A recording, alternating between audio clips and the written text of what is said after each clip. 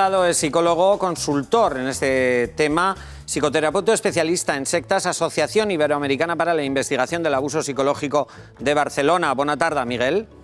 Buenas tardes. ¿Medio millón de personas pueden ser víctimas de las sectas en el Estado?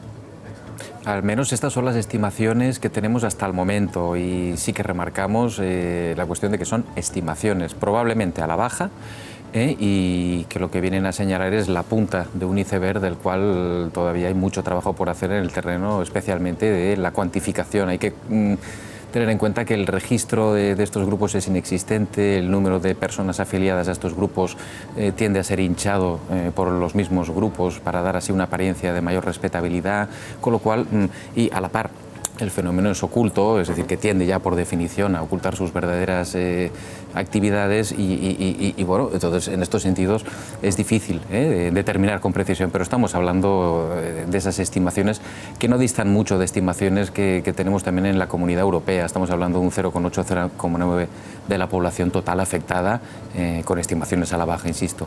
Miguel, vamos a hablar de cómo se enmascaran, porque han ido evolucionando este tipo de sectas. Correcto. Este tipo de sectas, y me ha llamado la atención que incluso se presentan como cursos que tienen que ver con el desarrollo personal, con alguna terapia, incluso cursos de cocina, que pueden parecer inocuos, o sea, quiero decir, sin ningún peligro, ¿no, Miguel? Sí, ciertamente. A ver, las actividades gancho de este tipo de grupos siempre tenderán a ser atrayentes, soft, suaves en la entrada, tenderán a minimizar cualquier percepción de riesgo que pudiera haber, porque si no el gancho no va a ser efectivo. Hay que recordar que uno no entra en una secta, a uno le entran en una secta y le entran mediante actividades atrayentes y que son actividades que varían a lo largo de los años. Si a finales de los 60 teníamos grupos con un corte marcadamente político-social, con un discurso tendente a la renovación, era otra época, claro, había también unos movimientos muy convulsos en la sociedad. En los 70 se pusieron en boga los grupos platillistas o que siguen a los hermanos de otros planetas o de otras dimensiones, ¿no? Todo el tema de los platillos voladores, de los ovnis, ¿no? En los 80 empezaron a entrar con fuerza las energías y en la década que estamos el fenómeno ha ido diversificándose y ramificándose hacia esa amplia, digamos, escena ampliamente indefinida cuyos límites no están claros, que tiene que ver con el crecimiento personal, donde vale desde terapias novedosas, cursos de reconexión o actividades de fin de semana con chamanes para conectar con tu verdadera esencia. Es decir, aquí la multiplicidad de propuestas es enorme, pero sobre todo lo que hacen estos grupos es tomar aquellos aspectos que a la sociedad en un momento dado puede interesar más. E insisto, en estos 10 últimos años, en los 15, seguramente toda la nebulosa de la New Age y todos los temas de la superación personal, el crecimiento personal en sentido amplio, es lo que está calando en la población y por tanto estos grupos se aprovechan de la indefinición legal que hay en la actuación profesional de estas prácticas supuestamente o pretendidamente terapéuticas para introducirse ahí y atraer al mayor número de adeptos posibles. Miguel, enseguida hablamos de las consecuencias, por si alguien no conoce cuáles pueden ser las consecuencias de ser captado por una secta. Vayamos a escuchar testimonios. De hecho, la asociación a la que tú perteneces habéis desarrollado o habéis realizado un documental. Y en ese documental aparecen testimonios como los siguientes.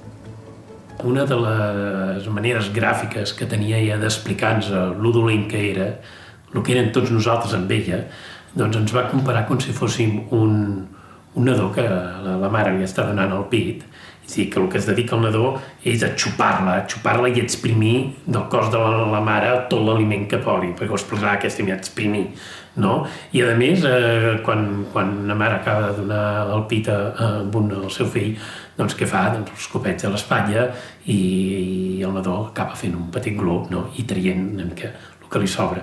Doncs això és el que feien nosaltres. Aquest és el tipus d'expressió que feia servir ella per magnificar lo dolents que érem amb ella, que ella ho donava tot per nosaltres, per salvar-nos com a seres humans. Utilizaba esta persona que había pertenecido o había estado en una secta ese símil con el chupar. Las sectas, Miguel, te chupan generando, pero chupan en todos los sentidos, económicamente, personalmente. Totalmente, pero lo que primero chupan y absorben es tu capacidad, si sabes hacer páginas web, si tienes entusiasmo, si eres capaz de arrastrar a otras personas, si te vas a desvivir, es decir, las personas que finalmente más atrayentes son para una secta son personas jóvenes, idealistas, entusiastas, con ganas de ayudar, que se desviven y que se dedican a una tarea al 150%. Entonces, a partir de esos recursos personales, lo que van haciendo es ir cercando tu espacio de relación con los demás, de relación contigo mismo, de relación con tu familia o con tus posibles intereses, e ir absorbiendo cada vez más tus capacidades bajo el pretexto de que tan solo en el grupo podrás alcanzar ese desarrollo más puro que te preservará de toda la contaminación del mundo exterior. Y ahí la contaminación, en función del leitmotiv de cada grupo, puede ir desde Satanás hasta una mala energía, hasta el cáncer que puede estar en la sociedad o la locura a la cual te puedes encontrar si abandonas el grupo, ¿no? Miguel, vamos a ver, alguien cuando le hablan de sectas y de gente que ha entrado en una secta piensa: no, claro, es que le han pillado en un momento débil de su vida, en un momento anímico bajo. Yo te voy a preguntar, Miguel, cualquiera, tú y yo, cualquiera podemos estar expuestos a ser captado por una secta. Lo que la experiencia nos dice y también los estudios que se han realizado es que cualquier persona en el momento propicio puede ser seducido por una secta. Otra cosa finalmente es captado, porque también hay momentos, digamos, una persona inicialmente va a ser seducida, es decir, se le va a poner el caramelito en la boca para que nos entendamos y uno va a decir esto es lo que quiero y este va a ser el cebo con el cual te van a ir arrastrando. En un segundo momento se van a dar una tarea de captación, es decir, de ir, como antes iba diciendo, cercando. Y finalmente lo que se va a buscar en algunos de los miembros, no en todos, es que militen activamente y ciegamente y obedezcan ciegamente al dictado del gurú. Entonces, en términos generales, cualquier persona en un momento de crisis personal puede acabar teniendo contacto con un mensaje tan seductor que es difícilmente resistirse, ¿no? Miguel, muchas llamadas y muchas opiniones en el teléfono, en el 902-540-541, entre ellas María de Álava. Nos ha confesado que ella estuvo en una secta, que salió de ella, pero le gustaría preguntar, ¿dónde se denuncia esto? Bueno, hay que tener en cuenta varias cosas. Uno, el tiempo de estancia en el grupo en el cual se haya estado. Dos, el tipo de vulneraciones de los derechos o las libertades individuales y si ha habido algún tipo delictivo que se ha podido llevar a cabo, con lo cual es rápidamente denunciable. Y en el caso de que haya habido abusos sostenidos a nivel psicológico, en nuestra experiencia se puede llevar el tema a los juzgados, aunque lamentablemente existe un vacío legal al respecto de estos grupos, pero aun con todo, al menos en mi experiencia, el reclamar el daño psicológico por la pertenencia abusiva a uno de estos grupos es posible. Bien, si alguien tiene algún problema con alguna secta o quiere alguna información, lo puede hacer, llamando, y le preguntamos a Miguel, que es un experto en el tema. Aquí la gente quiere opinar. Barrioso, breves, por favor, sí. Que tenemos poquito tiempo. Bueno, a todos. mí la primera duda que me entra es la definición de secta, ¿verdad? Porque 500.000 de afectados o de víctimas de las sectas, pues depende. Si incluimos a determinados grupos ultracatólicos o a determinados grupos evangélicos que no suelen ser considerados como tales, pero que en mi opinión sí funcionan así, pues ya veríamos. De todas maneras, yo creo que la cuestión fundamental es dirimir cuando alguien está libremente porque quiere y cuando ha sido manipulado. Y ahí entramos en esa cuestión tan resbaladiza del lavado de cerebro, ¿no?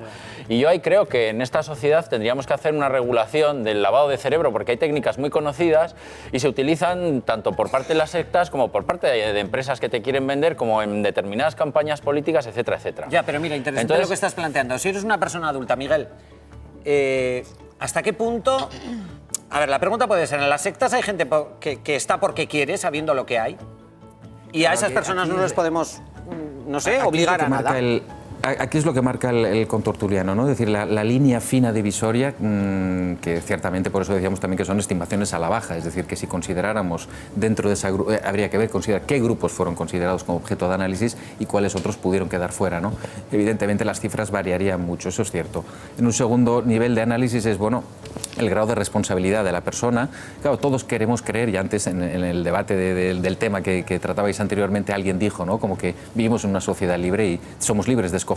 Bueno, lo cierto es que no vivimos en una sociedad libre y que las elecciones siempre están mediatizadas por un factor o por otro. Entonces eso es un nivel de impacto y de influencia social al cual todos estamos expuestos. El caso de las sectas es sobrepasar un cierto umbral de aquello que es éticamente permisible. Es decir, las sectas introducen a la persona en un espacio de experimentación prometiéndole que ellos controlan la situación, pero siendo otros los que controlan. Este es un primer giro en la situación y con el paso del tiempo, digamos, la exigencia va increciendo, el nivel de control de la personalidad, que por cierto está recogido en el Código Penal y disponemos de un artículo específico, el 515, me parece que era el epígrafe B, donde se regula y se indica claramente que serían punibles aquellas organizaciones que, pese a tener finalidades lícitas para la consecución de tales fines, emplearán mecanismos de control de la personalidad. Es decir, el Código Penal reconoce que es posible el control de la personalidad. ¿Qué es lo que estamos diciendo que sucede en estos grupos? Son tácticas de influencia mundanas y cotidianas, lo que pasa es que son sistematizadas de tal manera y con unas finalidades poco claras y finalmente